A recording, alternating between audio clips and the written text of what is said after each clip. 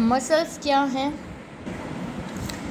जो बोन्स हैं वो अकेली मूव नहीं कर सकती। हमने पढ़ा कि बोन्स में जहाँ जोड़ होते हैं वहाँ से हम उनको मूव कर सकते हैं, लेकिन अकेली बोन्स कुछ नहीं कर सकती। बोन्स है वो मसल के साथ अटैच होती हैं, ठीक है, और उनकी उन मसल्स और बोन्स मिलकर मूवमेंट करती है उस जगह पे। अकेली बोन नहीं करती, अकेली मसल नहीं करती, दोनों को एक साथ काम करना पड़ता है जब जाकर मूवमेंट होती है हमारी बॉडी में।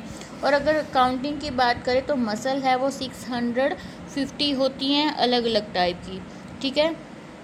और बोन्स और मसल्स एक दूसरे से किससे जुड़े हुए हैं? टेंडन से। देखो हमने अभी पढ़ा था कि दो बोन एक दूसरे से किससे जुड़ी हुई होती है? लिगामेंट।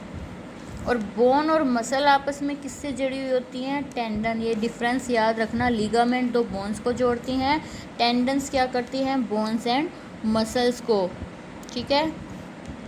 मसल्स के कितने टाइप हैं? मसल्स के according to their function, structure, उनकी फंक्शन, उनका काम करने का क्या तरीका, उनकी बनावट कैसी है। मसल्स को थ्री टाइप्स होते हैं। कौन कौन से? Voluntary, involuntary and cardiac muscle. Voluntary muscles कौन सी है? Which are under our control, which are under our control, मतलब इन्हें हम अपनी मर्जी से हिला सकते हैं, अपनी मर्जी से मोड़ सकते हैं। जैसे मैं हाथ को अपनी मर्जी से हिला सकती हूँ, लिख सकती हूँ, कैसे भी हिला सकती हूँ। तो यहाँ हाथ में कौन सी मसल्स होंगी?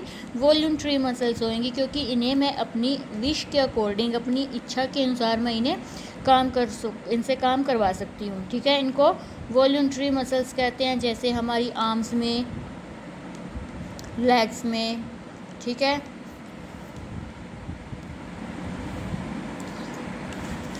Next is involuntary muscles. Involuntary muscles कौन सी होंगी? Which are not under our control, which are not under our control, जो हमारे कंट्रोल में नहीं होती, मतलब हम उन्हें अपनी मर्जी से नहीं हिला सकते, उन्हें क्या कहते हैं? इनवॉल्यूंट्री मसल्स कहते हैं। और ये अपने आप काम करती है, हमें इन्हें ना कहना पड़ता है कि हमें काम करवाना है। जैसे कि फूड पाइप, जो हम खाना खाते हैं और जिस पाइप से फूड है वो स्टमक में पहुंचता है, उसको हम अपनी मर्जी से नहीं हिलाते, लेकिन जैसे ही उसमें फूड जाता है वो अपने आप मूवमेंट करती है। आइज़ की मसल्स हैं, ब्लड वेसल्स की मसल्स हैं, ठीक है। ये सब क्या करती हैं? अपने आप अपनी मर्जी से वर्क करती है। Next is cardiac. Cardiac word जहाँ भी आता है उसका मतलब होता है हर्ट, दिल से रिलेटेड, हर्ट से रिलेटेड होती हैं। तो कार्डियक मसल्स कौन सी होगी? हर्ट वाली होगी, ठीक है। और ये क्या करती हैं? दिन रात काम करती हैं बिना थके। ये थक सकती हैं, ये भी थकती हैं, लेकिन जो कार्डियक मसल्स हैं वो बिना थके दिन रात काम करती है, ठीक है। वॉल्यूंट्री स्ट्रक्चर इनकी वॉल्यूंट्री मसल्स के जैसी होती है, लेकिन होती क्या है ये? लेकिन काम किसकी तरह करती है? इनवॉल्यूंट्री मसल्स की तरह करती है।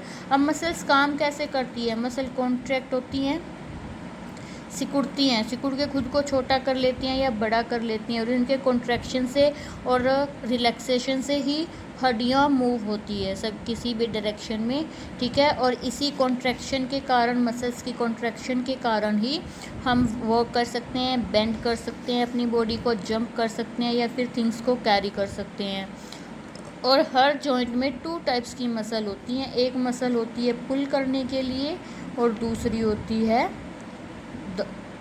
दूसरी डायरेक्शन में पुल करने के लिए, ठीक है। अब है कि इन डेवलपमेंट ऑफ मसल्स कैसी होती है, मसल्स को हम कैसे स्ट्रॉन्ग बना सकते हैं, उसके लिए हमें क्या करना चाहिए? We should do regular exercise. हमें रेगुलर एक्सरसाइज करनी चाहिए। जब एक्सरसाइज करेंगे तो हमारे लिगामेंट्स और टेंडन्स स्ट्रॉन्ग बनते हैं, ठीक है।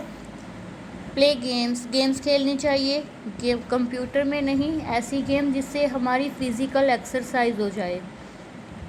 टेक प्रॉपर रेस्ट लेना चाहिए, रेस्ट के टाइम पे। हैव गुड ईटिंग हैबिट्स, अच्छी खाने की आदतें होनी चाहिए। लाइक हमें खाना चाहिए तो अच्छा खाना चाहिए, लाइक फ्रूट्स खाने चाहिए, ग्रीन वेजिटेबल्स, अच्छा खाना खाना चाहिए, तला हुआ या ऐसा खाना नहीं खाना चाहिए।